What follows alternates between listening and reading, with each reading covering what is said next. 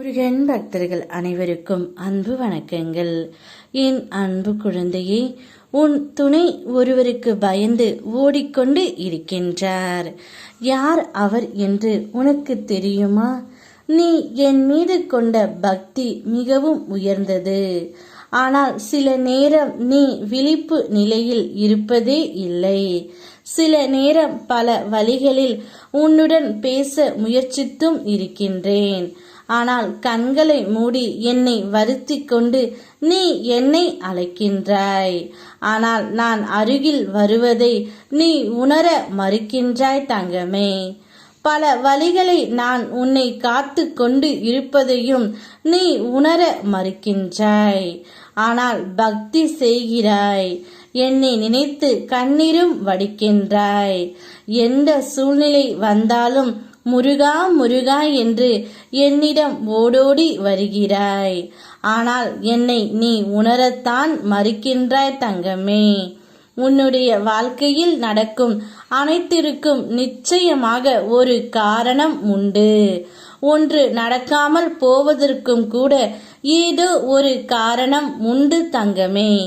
காரணத்தை நீ தேடாமல் காலத்தோடு பயணம் செய். காலம் அனைத்திற்கும் பதில் சொல்லும். இங்கு எதுவும் நிரந்தரமானது அல்ல, எதுவும் தாமதமாகவும் இல்லை. எல்லாம் சரியாகவே நடக்கின்றது. இனியும் சரியாகவே நடக்கும். முழுமையாக நம்பு, நல்லதே நடக்கும். கர்ம வினைகள் காலத்தால் எழுதப்பட்டவை. அதனால் அதில் சிறு சிறு மாற்றங்கள் ஏற்படும் பொழுது உனக்கு மிகவும் வலியாக இருக்கும். உன் நிரந்தரமான பக்தி அதில் இருந்து உன்னை மீட்டு விடும் தங்கமே.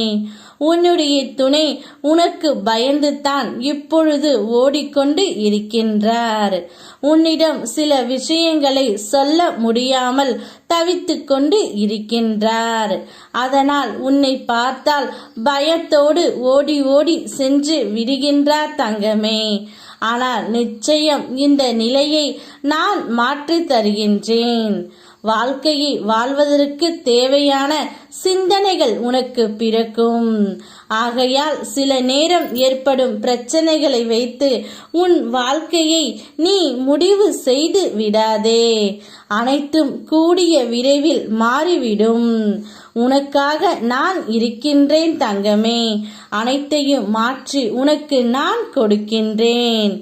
எப்போது இந்த நிலைமை மாறும் என்று கேட்டாய் அல்லவா?